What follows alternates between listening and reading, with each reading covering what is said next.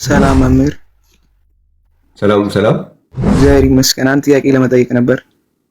እሺ ጥያቄ ሁለተኛ ጢሞቴዎስ ምዕራፍ 1 ከቁጥር 1 ላይ ማንበብ እችላለሁ? እሺ መቀጠል እችላለሁ? እሺ ቀጥል።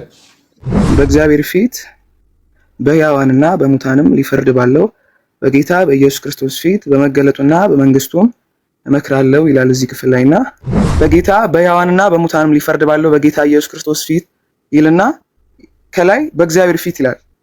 አሁን ከእግዚአብሔር አብ ውጪ አብ እንደሌለ እርግጥ ሆኖ ሳለ ይሄም በሕያዋንና በሙታን ሊፈርድ ያለው በጌታ ኢየሱስ ክርስቶስ በአንደኛ ጴጥሮስ ምዕራፍ 1:17 መሰረት እግዚአብሔር አብ ከሆነ ይሄ በእግዚአብሔር ፊት የተባለው ማን ነው የሚለው ነው የኔ ጥያቄ።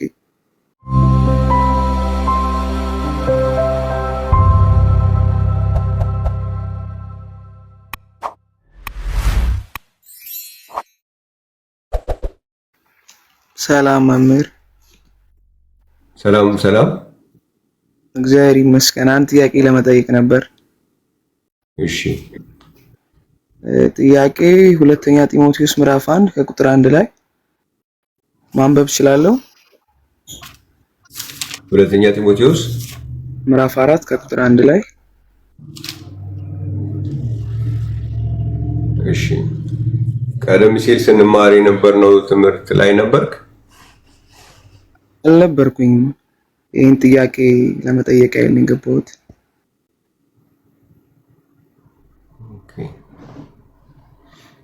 እሺ መቀጠል እችላለሁ? እሺ ቀጥል። በእግዚአብሔር ፊት በሕያዋንና በሙታንም ሊፈርድ ባለው በጌታ በኢየሱስ ክርስቶስ ፊት በመገለጡና በመንግስቱም እመክራለሁ ይላል እዚህ ክፍል ላይና እኔ መጠየቅ የፈለኩት በአንደኛ ጴጥሮስ ምዕራፍ 1 ከቁጥር 17 መሰረት በእያንዳንዱ ላይ እንደ ስራው መጠን ሊፈርድ ያለውን አባት ብላችሁ ጥሩት ይላል እግዚአብሔር ቃልና ይሄ አባት ብለን የምንጠራው ደግሞ በራእይ መጽሐፍ ላይ ኢየሱስ ክርስቶስ እንደሆነ ይነግረናል። ስለዚህ ኢየሱስ ክርስቶስ አብ እንደሆነ ከምናውቅባቸው መንገዶች መካከል አንዱ ነው።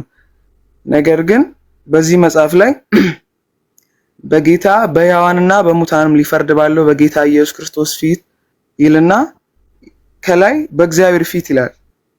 አሁን ከእግዚአብሔር አብ ውጪ አብ እንደሌለ እርግጥ ሆኖ ሳለ ይሄም በሕያዋንና በሙታን ሊፈርድ ያለው በጌታ ኢየሱስ ክርስቶስ በአንደኛ ጴጥሮስ ምዕራፍ 1:17 መሰረት እግዚአብሔር አብ ከሆነ ይሄ በእግዚአብሔር ፊት የተባለው ማን ነው የሚለው ነው የኔ ጥያቄ።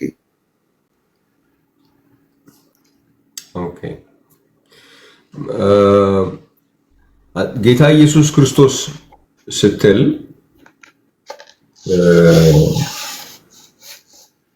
እስኪ አንድ ጥቅስ ላሳየ።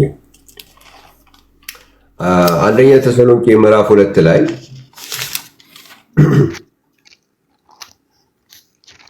አንደኛ ተሰሎንቄ ምዕራፍ 2 ቁጥር 15 ላይ እሺ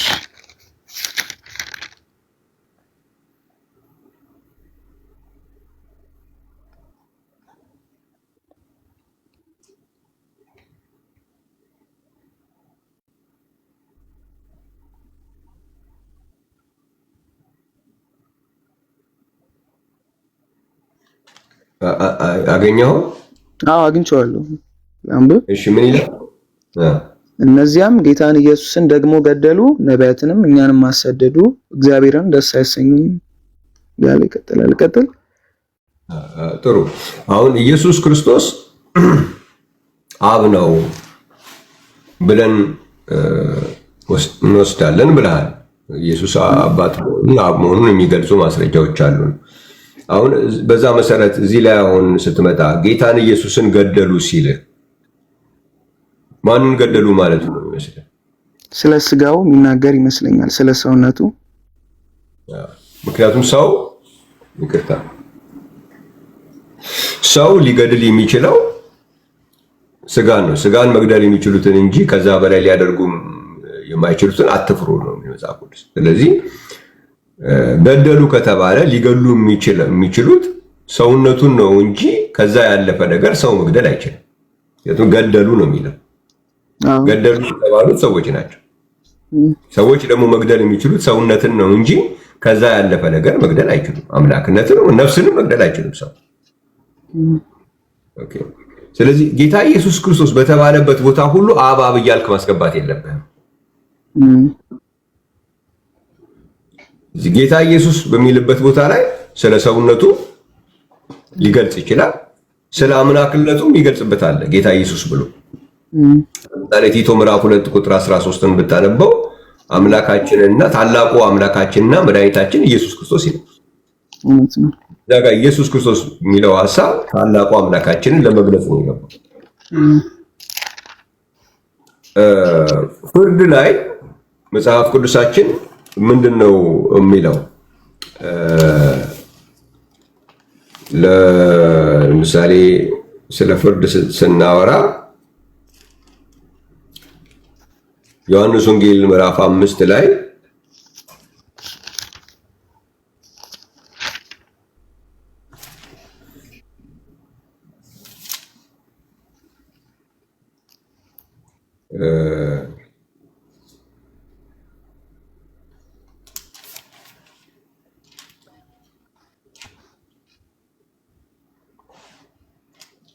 ዮሐንስ ወንጌል ምዕራፍ 5 ቁጥር 22 እና 23 እስኪ አንብበው። እሺ። ሰዎች ሁሉ አብን እንደሚያከብሩት ወልድን ያከብሩ ዘንድ ፍርድን ሁሉ ለወልድ ሰጠው እንጂ አብ በአንድስ ሰው እንኳን አይፈርድም። ኦኬ። ስለዚህ ፍርድን ለማን ሰጥቷል? ለወልድ ሰጥቷል። እሺ። ፈራጅ አገኘን ማለት ነው። ዮሐንስ ወንጌል ምዕራፍ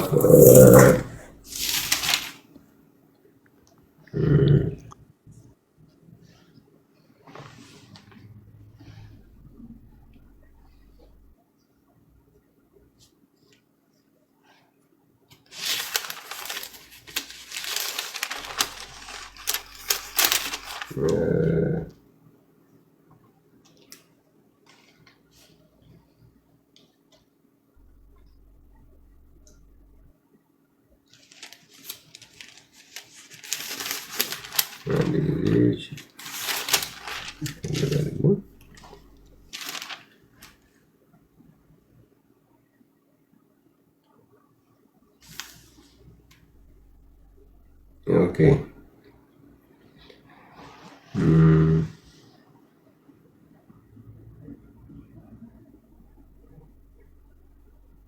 ዮሐንስ ወንጌል ምዕራፍ 12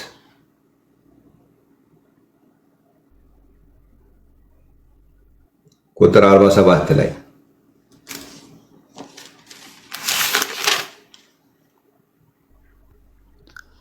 ዓለምን ላድን እንጂ በዓለም ልፈርድ አልመጣሁምና ቃሌን ሰምቶ የማይጠብቀው ቢኖር የምፈርድበት እኔ አይደለሁም ይላል። ቀጥለው የሚጥለኝ ቃሌንም የማይቀበለው እርሱ የሚፈርድበት አለው። እኔ የተናገርሁት ቃል እርሱ በመጨረሻው ቀን ይፈርድበታል። ኦኬ። እዚህ ጋር ደግሞ የምፈርደው እኔ አይደለሁም ይላል። ስለዚህ አሁን አብም አይፈርድም ከተባለ ወልድም አይፈርድም ከተባለ በሌላ ቦታ ላይ ደግሞ አብ ይፈርዳል ይላል፣ እንደገና ደግሞ ወልድም ይፈርዳል ይላል። እንዴት ነው አፈራረዱ የሚሆነው? እንዴት ነው ፍርዱ የሚሆነው? ሐዋርያት ሥራ ምዕራፍ 17 ላይ ቁጥር 31 ላይ እስኪ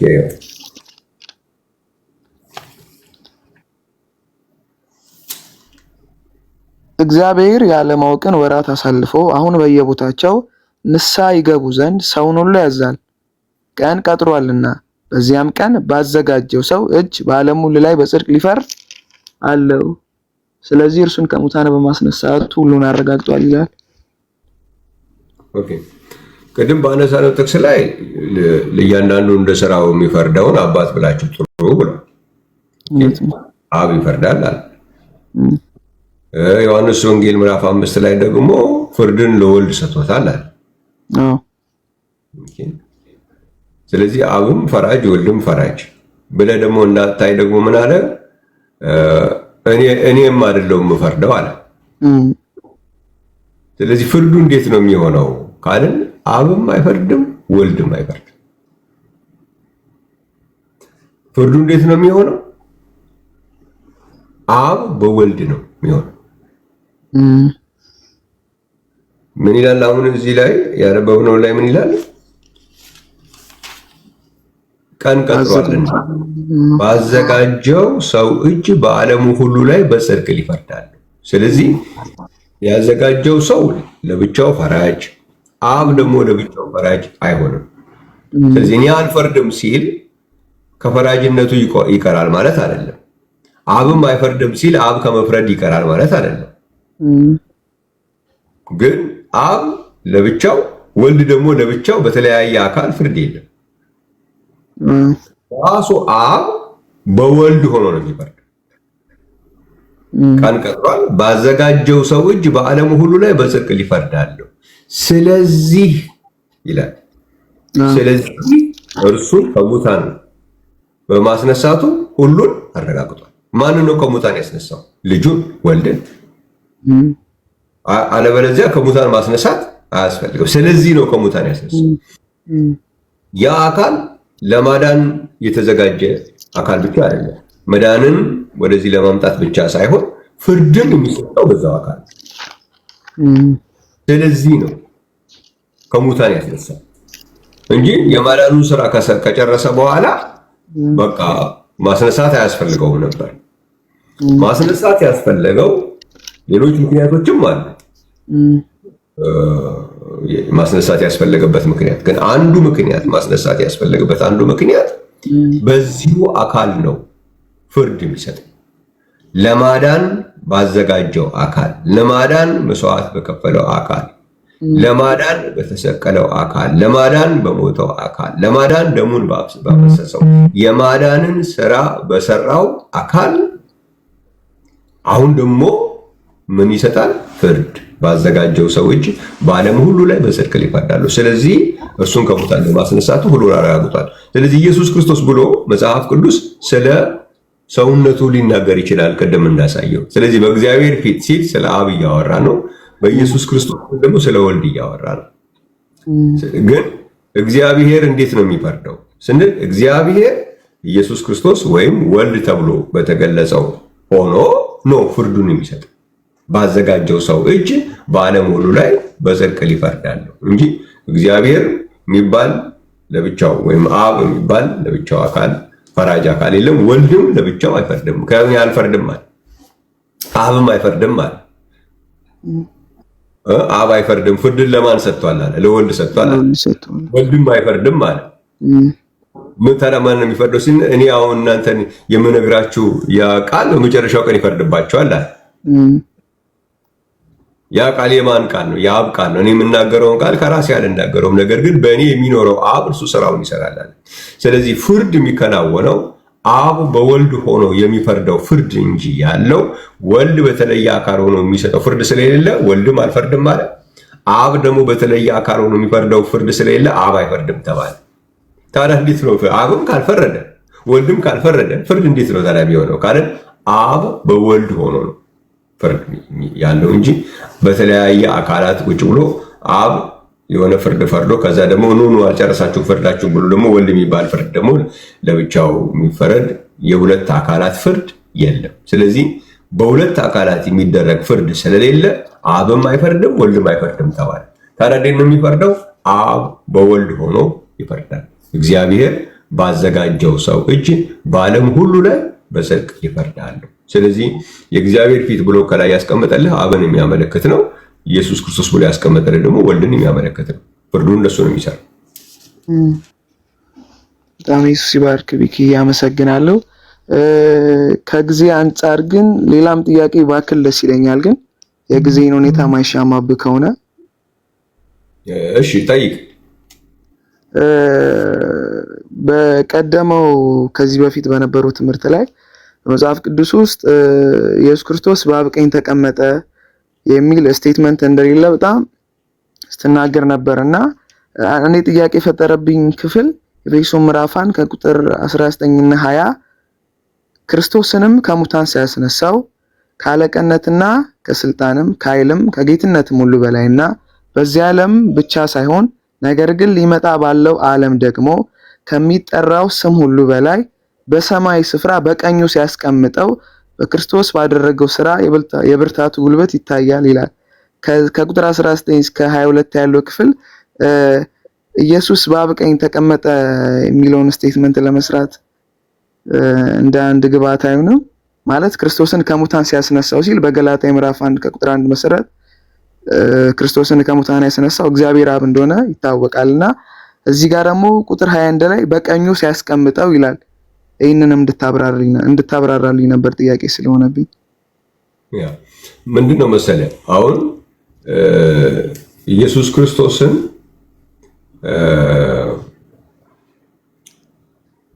እነዚህ ተርሞች ማለት ነው።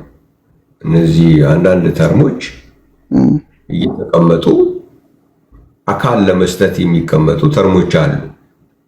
አሁን እኛ እኮ እግዚአብሔር የሚባለው ቦታ በሙሉ በምታይበት ጊዜ ለማስተማር በምትፈልግበት ጊዜ አንድ ነገር ለማስተማር ስትፈልግ አንተ በምታምነው በኩል ላይ ቆመ ሳይሆን የምታስተምረው ሰዎች በቆሙበት ቦታ ላይ ሆነ ነው ማስተማር የምትችለው። ያንተን ከሆነ የምትናገረው የራስህን ነው የምትደግመው።